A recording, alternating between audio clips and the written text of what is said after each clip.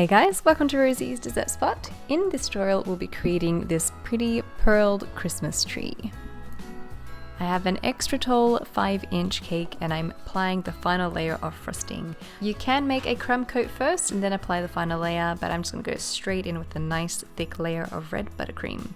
I'll have linked in the eye icon the recipe for the buttercream and also how to stack a super tall cake. Go around with a bench scraper, smooth out your frosting and then fill in any sections that have holes. Continue this until you have a nice smooth cake. Bring that lip of frosting to the center to clean up the top, and then into the fridge she goes to set for at least half an hour before we add on our last decorations.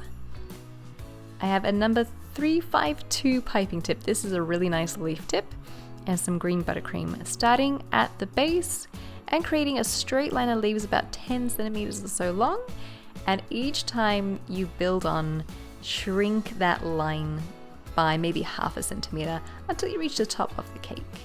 You could fill in any spaces in between the leaves. This is a very forgiving technique. On go your pearls. So I have some candy coated chocolates, just placing them on the cake randomly, and then while the buttercream is still wet, I am throwing on little white pearls and then applying some silver ones by hand.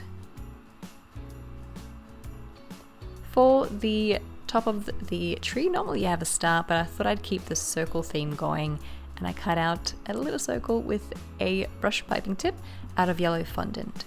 Let it dry a little bit so it doesn't bend, and then stick it onto your cake. For the side decorations, we have little pearls. So I've got a pearl mold and some more of that yellow fondant with some cornstarch so it doesn't stick. Push it into the crevices and then cut off the excess and gently push them out. So I am kind of unraveling the mold as I push out the pearls. If you use gum paste, even better, they won't break on you. Sometimes fondant can break, as it did for me, so I had to kind of stick it on in sections instead. Arrange it on your cake and then gently press it into the buttercream. My buttercream was nice and solid, however it was a little bit wet, so it did stick beautifully.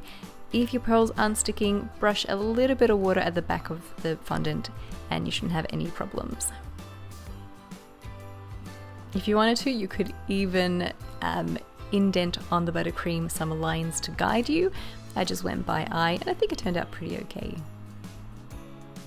And you're done. It is a really, really simple technique. It doesn't take very long at all to recreate this, so I hope you give it a go this Christmas. If you do, hashtag Rosie's Dessert Spot so I can see your awesome creation as well. Don't forget to subscribe if you like this video, and I will catch you again in the next one. Ciao for now.